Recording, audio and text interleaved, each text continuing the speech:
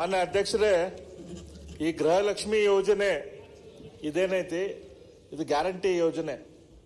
ಇದರದ್ದು ದುಡ್ಡು ಫಲಾನುಭವಿಗಳಿಗೆ ಎಲ್ಲಿ ತನಕ ಕೊಟ್ಟಿರಿ ಅಂತ ನಾ ಪ್ರಶ್ನೆ ಕೇಳಿದ್ದೆ. ಯಾಕಂದ್ರೆ ಇದ್ರ ಹೆಸರೇ ಗ್ಯಾರಂಟಿ ಯೋಜನೆ. ಸರ್ಕಾರದ 5 ಗ್ಯಾರಂಟಿಗಳಲ್ಲಿ ಪ್ರಮುಖ ಗ್ಯಾರಂಟಿ ಇದು ಗೃಹಲಕ್ಷ್ಮಿ ಯೋಜನೆ. ಈ ಗ್ಯಾರಂಟಿ ನಂಬೆನ ಜನ ಕಾಂಗ್ರೆಸ್ ಸರ್ಕಾರ ಅಧಿಕಾರಕ್ಕೆ ತಗೊಂಬಂದಾರ. ಹೆಣ್ಮಕ್ಳು ಪ್ರತಿ ತಿಂಗಳು ಗ್ಯಾರಂಟಿ ನಮಗೆ ದುಡ್ಡು ಬರ್ತೈತಿ ಅಂತ ಕಾಯ್ತಿರ್ತಾರೆ. ಪ್ರಶ್ನೆ ಬರಲಿ. ಆದ್ರೆ ಇದಕ್ಕೆ ನೀವು ಸರ್ಕಾರ ಕೊಟ್ಟ ಉತ್ತರದಾಗ ಡಿಸೆಂಬರ್ ತನಕ ನಾವು ಅಷ್ಟೇ ದುಡ್ಡು ಕೊಟ್ಟಿದ್ದೇವೆ, ಇನ್ನೂ ತನಕ ದುಡ್ಡು ಉಳ್ಕಿದ ತಿಂಗಳದ ದುಡ್ಡು ಕೊಟ್ಟಿಲ್ಲ ಅಂತ ಹೇಳಿ ನೀವು ಕೊಟ್ಟಿರಿ. ಇವತ್ತು ಆಲ್ರೆಡಿ ನಾವು ಮಾರ್ಚ್ದಲ್ಲಿ ಅದೇವೆ. ಡಿಸೆಂಬರ್ ತನಕ ದುಡ್ಡು ಕೊಟ್ರ ಸರ್ಕಾರದ ದುಡ್ಡಿಲ್ಲೋ ಏನು, ಯಾಕೆ ಕೊಡ್ತಾ ಇಲ್ಲ ನೀವು? ಸುಮ್ಮನೆ ಮಾತಾಡಬೇಡಿ ಅಂತ ಹೇಳಿ. ಈಗ ಪ್ರಶ್ನೆ ಏನು ಅಲ್ಲಿ ಉತ್ತರ ನಾನು ನೋಡಿದೆ. ನೀವು ಜನವರಿ ಮತ್ತು ಫೆಬ್ರವರಿ ತನಕ ಕೊಟ್ಟು ಬಿಡುಗಡೆ ಆಗಿರುತ್ತೆ ಹೇಳ್ತದೆ. ನಿಮ್ಮ ಉತ್ತರ ನೀವು ಉತ್ತರ ಓದಿಲ್ವಾ? ಮತ್ತೆ ಯಾಕೆ ಡಿಸೆಂಬರ್ ಅಂತ ಹೇಳ್ತೀರಿ? ಅಲ್ಲ, ಡಿಸೆಂಬರ್ ತನಕ ಕೊಟ್ಟಿದ್ದಾರೆ ಅವರು. ಜನವರಿ ಮತ್ತೆ ಫೆಬ್ರವರಿ ಡಿಸೆಂಬರ್ ತನಕ ಮಾತ್ರ ಕೊಟ್ಟಿದ್ದಾರೆ. ನನಗೆ ಕನ್ಫ್ಯೂಷನ್ ಒಬ್ಬರು ಅದಕ್ಕೆ, ಯಾಕಂದ್ರೆ ನಮ್ಗೆ ಅದಕ್ಕೆ ಪ್ರಶ್ನೆ ಕೇಳುವಂತ ಪ್ರಸಂಗ ಬಂತಂದ್ರ ಒಬ್ಬ ಮಂತ್ರಿಗಳು ಹೇಳ್ತಾರೆ ಇದು ಪಗಾರ ಅಲ್ಲ, ನಾವು ಫಿಕ್ಸ್ ಟೈಮ್ ಬಿಡಿ. ಈಗ ಪ್ರಶ್ನೆಗೆ ಬನ್ನಿ. ಇನ್ನೊಬ್ಬ ಮಂತ್ರಿಗಳು ಹೇಳ್ತಾರೆ ಇದು ಫಿಕ್ಸ್ ಟೈಮ್. ಒಬ್ಬೊಬ್ಬ ಮಂತ್ರಿಗಳು ಒಬ್ಬೊಬ್ಬ MLA ದೂರ ಹೇಳ್ತಾರೆ. ಈಗ ಸಬ್ಜೆಕ್ಟ್ ಪ್ರಶ್ನೆ ಅಂತಂದ್ರೆ ಗ್ಯಾರಂಟಿ ಅಂತ ನಿಮ್ಮ ಪ್ರಶ್ನೆಗೆ ಜನವರಿ ಮತ್ತು ಫೆಬ್ರವರಿ ತನಕ ಧನ ಸಹ ಬಿಡುಗಡೆ ಆಗಿರ್ತದೆ ಬರ್ತದೆ. ಸಭಾಧ್ಯಕ್ಷ, ಈಗ ಅರವಿಂದ್ ಬೆಲ್ಲದವರು ಕೇಳಿರ್ತಕ್ಕಂಥ ಪ್ರಶ್ನೆಗೆ ಸಮರ್ಪಕವಾಗಿ ಉತ್ತರವನ್ನು ಕೊಟ್ಟಿದ್ದೀವಿ. ಇಡೀ ಜಿಲ್ಲೆವಾರು ಎಲ್ಲ ಅವರ ಹತ್ರ ಮಾಹಿತಿ ಇದೆ. ಅವ್ರು ಹೇಳ್ತಾರೆ ಡಿಸೆಂಬರ್ ತನಕ ಮಾತ್ರ ಬಂದಿದೆ ಅಂತ. ಜನವರಿ ಫೆಬ್ರವರಿ ದುಡ್ಡು ಕೊಟ್ಟಿಲ್ಲ, ಮುಂದೆ ಬರ್ತಕ್ಕಂಥ ದಿನಗಳಲ್ಲಿ ಕೊಡ್ತೀವಿ ಅಂತ ಹೇಳಿದ್ವಿ. ಕೊಡ್ತೀವಿ ಕೂಡ ಅದನ್ನ. ಅದಕ್ಕೆ ನಂದೇನಿದೆ ಸಜೆಷನ್, ಅರವಿಂದ್ ಬೆಲ್ಲ ಸಾಹೇಬ್ರೆ, ಎಲ್ಲಾ ಕೇಂದ್ರ ಸರ್ಕಾರಗಳು ಎಲ್ಲ ರಾಜ್ಯ ಸರ್ಕಾರಗಳು ಸ್ಕೀಮ್ಗಳನ್ನ ಜಾರಿ ಮಾಡ್ತವೆ.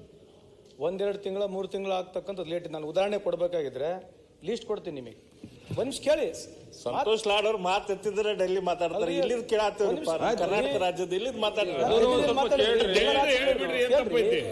ನೀವು ಇಡೀ ದೇಶದ ಮಾತಾಡ್ತೀರಿ, ನಾವು ಮಾತಾಡಿದ್ರೆ ಏನ್ ತೊಂದರೆ ಐತೆ? ಯಾವುದೇ ಸೆಂಟ್ರಲ್ ಗೌರ್ಮೆಂಟ್ ಸ್ಕೀಮ್ ಆಗಲಿ ಸ್ಟೇಟ್ ಗೌರ್ಮೆಂಟ್ ಸ್ಕೀಮ್ ಆಗಲಿ ಕೆಲವು ಸಂದರ್ಭದಲ್ಲಿ ಲೇಟ್ ಆಗುತ್ತೆ. ನಮ್ದು 17 ತಿಂಗಳ ಸತತವಾಗಿ ದುಡ್ಡನ್ನು ಕೊಟ್ಟಿದ್ದೀವಿ. 2 ತಿಂಗಳ ಕಾರಣ ಕೊಡಿ ಯಾಕೆ ಅಂತ. ಅಲ್ಲ, there must be some. You should give the reason. Clear reason. You should give the clear reason. ಬಿಡ್ರಿ ಡಾಕ್ಟ್ರೆ, ಕೆಲವು ಮಾತಾಡ್ತಾರೆ. ಮಾತಾಡಬೇಡಿ, ಉತ್ತರ ಕೊಡ್ಲಿ. ಕೆಲವು ಸಂದರ್ಭದಲ್ಲಿ ಟ್ರೆಜರಿಯಲ್ಲಿ ಎಲ್ಲ ಕಡೆಯಿಂದ ಕಲೆಕ್ಷನ್ ಆಗ್ಬೇಕಾಗಿರುತ್ತೆ. ಕೆಲವು ಸಂದರ್ಭದಲ್ಲಿ ಟೆಕ್ನಿಕಲ್ ಪ್ರಾಬ್ಲಮ್ ಕೂಡ ಇರಬಹುದು. Let us be very honest. ಈಗ 2 ತಿಂಗಳ ಕೊಟ್ಟಿಲ್ಲ ಅಧ್ಯಕ್ಷರೇ, ಮುಂದೆ ಬರ್ತಕ್ಕಂಥ ದುಡ್ಡು ಕೊಡ್ತೀವಿ.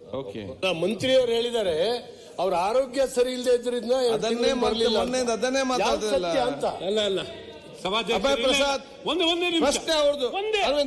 ಒಂದೇ ನಿಮಿಷ ಮುಗೀತು. ಅಲ್ಲ ಕೂತ್ಕೊಳ್ಳಿ. ಆಯ್ತು, ಎಲ್ಲ ಗೊತ್ತಿದೆ. ನಮ್ ಬಜೆಟ್ ಅಲ್ಲಿ ಮಾತಾಡಿ.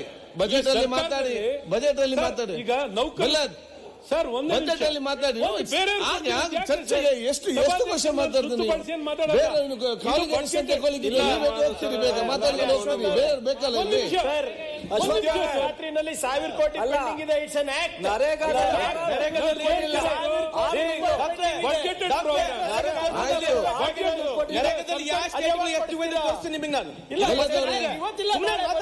ಸರ್ಕಾರದ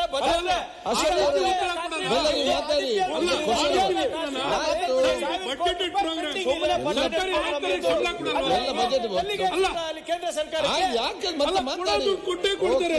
ತಿಂಗಳು ಕೊಡಕ್ಕೆ ನಿಮ್ಗೆ ಒಳ್ಳೆ ಹೆಸರು ಬರ್ತದೆ. ತಿಂಗಳು ಕೊಡಿ. ಆಯ್ತು. ಇಲ್ಲ, ನಮ್ ಕೆಟ್ಟ ಹೆಸರು ಅವ್ರು ಯಾಕೆ ಚಿಂತೆ ಮಾಡ್ತಾ ಇದ್ದಾರೆ? ಚಿಂತೆಯನ್ನು ನಾವು ಪ್ರತಿನಿಧಿ ಜನರು ಸಮಸ್ಯೆ ತಗೊಂಡಿದ್ದಾರೆ. ನಿಮ್ ದುಡ್ಡಲ್ಲ ಇದು, ತಗೊಂಡಿದ್ದಾರೆ. ನಿಮ್ ಸ್ವಂತ ದುಡ್ಡಲ್ಲ.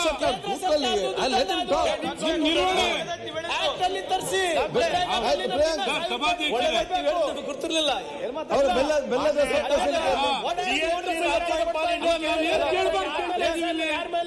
ಪ್ರಶ್ನೆ ಕೇಳಿರೋದು ಇನ್ಯಾಕೆ ಕೇಳೋ ನಾವು ಇಲ್ಲಿ? ಉತ್ತರ ಇಲ್ಲ ಅಂತ ಹೇಳಿ. ಉದ್ದೇಶ ಏನು?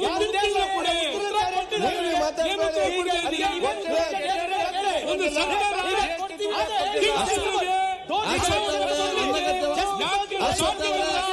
ಮಾತಾಡಬೇಡಿ. Ashwath next question next question ಹೋಗ್ತಾರೆ. ಆಯ್ತು ಕೂತ್ಕೊಳ್ಳಿ, ನಮ್ಗೆ ಗೊತ್ತಿದೆ ಗೊತ್ತಿದೆಯಲ್ಲ. ಅವರು ಹೇಳಿದ್ದಾರೆ ಪೆಂಡಿಂಗ್ ಇದೆ ಕೊಡ್ತಾರೆ ಅಂತ ಹೇಳಿದ್ದಾರೆ.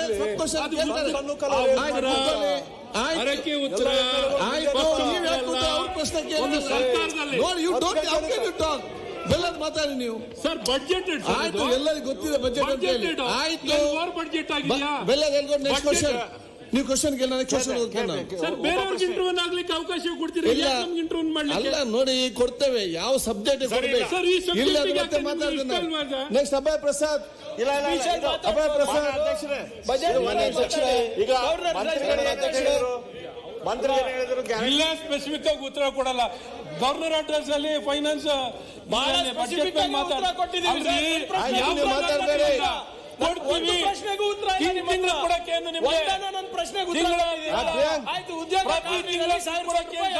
ಅಶ್ವಥ್ ಅವರೇ, ನೀವು ನಮಗೆ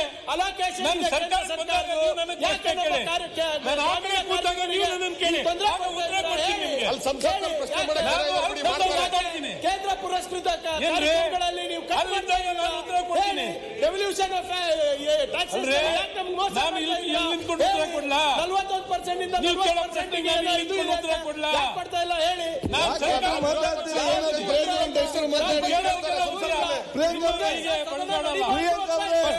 ಪ್ರಿಯಾಂಕಾ ಹೌದು, ಅವರ ಉದ್ದೇಶ ಅದೇ ಇದೆ. ನೀವು ಅದನ್ನು ಈಡೇರಿಸ್ತೀರಿ. ಮಾತಾಡಿ ಇಬ್ಬರು ಕೂತ್ಕೊಳ್ಳಿ. ನೀವು ಆಯ್ತು, ಅವರು ಟ್ರೈ ಮಾಡ್ತಿದ್ದಾರೆ. ಆಯ್ತು, ಮಾತಾಡಿ. ಆಯ್ತು, ನೋಡಿ, ಕೆಲವೊಂದಕ್ಕೆ ಇಗ್ನೋರೆನ್ಸ್ ಇದೆ ಮದ್ದು. ನೀವು ಪ್ರತಿಯೊಂದು ಉತ್ತರ ಕೊಡ್ಲಿಕ್ಕೆ ಹೋದ್ರೆ ಪ್ರಶ್ನೆಗಳು ಜಾಸ್ತಿ ಬರ್ತದೆ. ಕೆಲವೊಂದು ನಿರ್ಲಕ್ಷ್ಯ ವಹಿಸಿ. ಯಾವ್ದಕ್ಕೆ ಉತ್ತರ ಕೊಡಬೇಕು ಅದಕ್ಕೆ ಮಾತ್ರ ಉತ್ತರ ಕೊಡಿ. ನಿರ್ಲಕ್ಷ್ಯವೇ ಗೆಲ್ಲೋದಕ್ಕೆ ಮದ್ದು ಅಂತ ಹೇಳಲಿಕ್ಕೆ ಬಯಸ್ತೇನೆ. ಮಾನ್ಯ ಅಧ್ಯಕ್ಷರೇ, ಈಗ ಮಂತ್ರಿಗಳು ಏನಂತ ಹೇಳಿದ್ರು, ಸರ್ಕಾರದ ಬೊಕ್ಕಸದಲ್ಲಿ ತೊಂದರೆ ಆಗ್ತೈತಿ, ಹಾಗಾಗಿ ನೀವು ಒಂದು ನಿಮಿಷ ನಿರ್ಲಕ್ಷ್ಯ ಏನ್ ನಾವು ಕೇಳ್ತೀವಿ? ಸಭಾಧ್ಯಕ್ಷರೇ, ಬಜೆಟ್ ಅಲ್ಲಿ ನೀವು ಬಜೆಟ್ ಅಲ್ಲಿ ಮಾತಾಡಿ. ನೀವು ಬಜೆಟ್ ಅಲ್ಲಿ ಮಾತಾಡಬೇಕು. ಇಲ್ಲ ಇಲ್ಲ ಕ್ವಶನ್ ಹಾಕ್ಲಿಕ್ಕಿಲ್ಲ ನಿಮ್ಗೆ. ಕ್ವಶನ್ ಇಲ್ಲ, ಕ್ವಶನ್ ಮಾತಾಡಲಿಕ್ಕೆ ಅವಕಾಶ ಇದೆ. ಅದೇ ರೀತಿ ಹೇಳೋದು ನಿಮ್ಮಂತವ್ರಿಗೆ, ಅದೇ ರೀತಿ ಹೇಳೋದು. ಹಾಗಾಗಿ ಮಾತಾಡಿ. ಇಡೀ ಸದನ ಡಿಸ್ಟರ್ಬ್ ಮಾಡಿಕೊಂಡು ಸಭೆ ಹಾಳು ಮಾಡುವಾಗ ಇದಕ್ಕೆಲ್ಲ ಕೆಟ್ಟ ಶಬ್ದ ಹೇಳ್ತೇನೆ. ನಿಮ್ಮದು ತುಂಬಾ ಕ್ವಶನ್ ಎಷ್ಟು ಅಷ್ಟೇ ಮಾತಾಡಬೇಕು. ಅಲ್ಲಿ ಮಾತ್ರ ಏನ್ ಮಾತಾಡ್ಬೋದಾ? ಅವ್ರ ಪ್ರಶ್ನೆಗೆಲ್ಲ ಉತ್ತರ ಕೊಡೋದು. ಆಯ್ತು, ಮಾತಾಡಿ.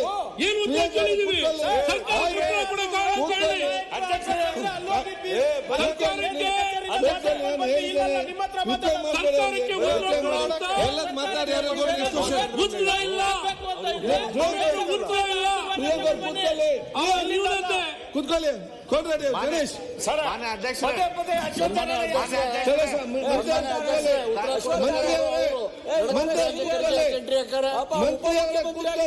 ಮಾತಾಡ್ತಾ ಇದ್ದೀರಾ ಮಂತ್ರಿ ಅವರೇ? ಯಾಕೆ ಮಂತ್ರಿ ಪ್ರಕಾರ ನಿಮ್ಮ ಪ್ರಕಾರ ಏನ್ ಹೇಳಿದ್ದೀರಾ? ಯಾಕೆ ನೀವು ಮಂತ್ರಿ ನಿಮ್ಮ ಹತ್ರ ಉತ್ತರ ಇಲ್ಲ ಸ್ವಾಮಿ. ನಾನು ಹೇಳ್ತೀನಿ, ಚಲೋ ಸ್ವಾಮಿ ಅವರೇ, ನಿಮ್ಮ ಬಜೆಟ್ ಅಲೋಕೇಶನ್ ಪ್ರಕಾರ ಮಾತಾಡಿ. ಅಭಯ್ ಪ್ರಸಾದ್ 24-25 ಮಾತಾಡಿ. ಬಜೆಟ್ ಅಲೋಕೇಶನ್ ಮಾತಾಡಿ. 28,000 ಬೆಲ್ಲದಿ ಮಾತಾಡಿ. ಅಭಯ್ ಪ್ರಸಾದ್, ಅಭಯ್ ಪ್ರಸಾದ್ ರಿಲೀಸ್ ಮಾಡಿರೋದು. ಅಭಯ್ ಪ್ರಸಾದ್ ಎಸ್ 622 ನಿಗದಿ ಮಾಡಿರುವಂತದ್ದು ಯಾವ್ದು ಕೂಡ ತಿಂಗಳ ಕೊಡಕ್ಕೆ ಆಗಲ್ಲ ಅಂತ ಕೇಳ್ತಿರೋದು. ನೀವು ನಮ್ಮ ಪ್ರೊಟೆಕ್ಷನ್ ಬರಬೇಕು. ಮಂತ್ರಿಗಳಿಗೆ ನೀವು ಈ ಟೈಪ್ ಅಡ್ವೈಸ್ ಮಾಡಿದ್ರೆ ಮುಗಿತಾವ್ರಿ, ಎಲ್ಲ ಹಾರಿಸ್ಕೊಂಡು ಹೋಗ್ತಾರೆ. ದಯಮಾಡಿ ಹೇಳ್ಬೇಡ್ರಿ. ಸಂತೋಷ್ ಲಾಡ್ ಅವರು ಅವ್ರೇನಂತ ಹೇಳಿದ್ರು, ಉತ್ತರ ಕೊಡ್ಬೇಕಾರ ಸ್ವಲ್ಪ ಟ್ರೆಜರಿಯಲ್ಲಿ ಹೆಚ್ಚು ಕಡಿಮೆ ಆಗ್ತೈತಿ, ಹಂಗಾಗಿ ಡಿಲೇ ಮಾಡ್ತೇವೆ. ಟ್ರೆಜರಿನೇ ಏನು ಟ್ರೆಜರಿಯಲ್ಲಿ ಸ್ವಲ್ಪ ಹೆಚ್ಚು ಕಡಿಮೆ ಆಗ್ತೈತಿ, ಅದಕ್ಕೆ ಕೊಟ್ಟಿಲ್ಲ ಅಂತ ಹೇಳ್ತೀರಿ. ಹೇಳ್ತಾರೆ ಉತ್ತರ ಹೇಳಿ.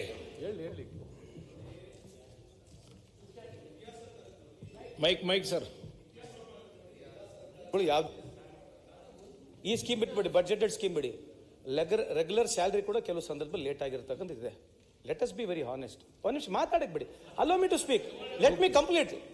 Arvind, have patience, please. Doctor, please I'll request you, please. Let me complete, then you can. I can only tell the answer. Then later on, you have got any questions, you can ask. So let us not argue individually. Please have patience. ನೀವೇನು ಕೇಳ್ತಿರ್ತಕ್ಕಂಥದ್ದು budget ಇದೆ, ಹೌದು 2 ತಿಂಗಳ late ಆಗಿದೆ. ನೀವು ಕೇಳಿದ ಎದಕ್ಕೆ 2 ತಿಂಗಳ late ಆಗಿತ್ತು ಅಂದರೆ ಕೆಲವು ಸಂದರ್ಭದಲ್ಲಿ ರೆವಿನ್ಯೂ ಕಲೆಕ್ಷನ್, ಬಿಕಾಸ್ ನನ್ನ ಹತ್ರ ಕೂಡ ಬೋರ್ಡ್ ಇದೆ.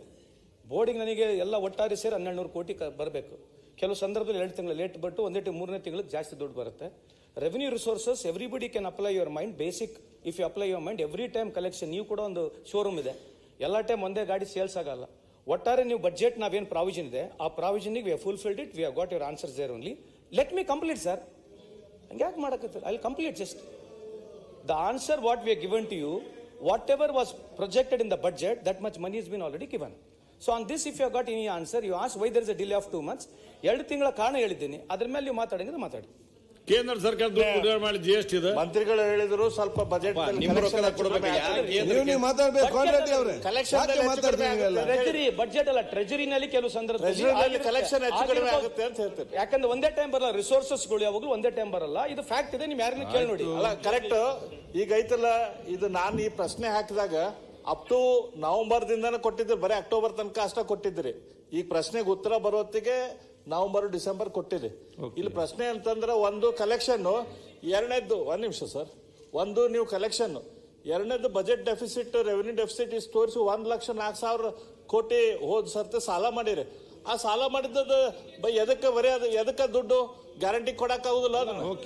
ಕೊಡಬಾರ್ದು. ಬಜೆಟ್ ಯುಟಿಲೈಸೇಷನ್ ಎಷ್ಟಾಗಿರುತ್ತೆ? ಬಜೆಟ್ ಯುಟಿಲೈಸೇಷನ್ ಕೂಡ ನೀವು ಆ ಟೈಮ್ನಲ್ಲಿ ಡಿಸೆಂಬರ್ ತನಕ ನೋಡಿದ್ರೆ ಬಜೆಟ್ ಯುಟಿಲೈಸೇಷನ್ 35% ಎವರೇಜ್ ಐತಿ. SC ST 25% ಜನವರಿ ತನಕ ಯುಟಿಲೈಸೇಷನ್ ಐತಿ. ಆ ದುಡ್ಡು ಎಲ್ಲ ಹೋಗೈತಿ. ಜನ ಗ್ಯಾರಂಟಿ ಅಂದ್ಮೇಲೆ ಸರಿಯಾದ ಟೈಮ್ದಲ್ಲಿ ಗ್ಯಾರಂಟಿ ಕೊಡ್ರಿ. ಓಕೆ ಕೊಡಕ್ಕೆ ರೆಡಿ ಇಲ್ಲ.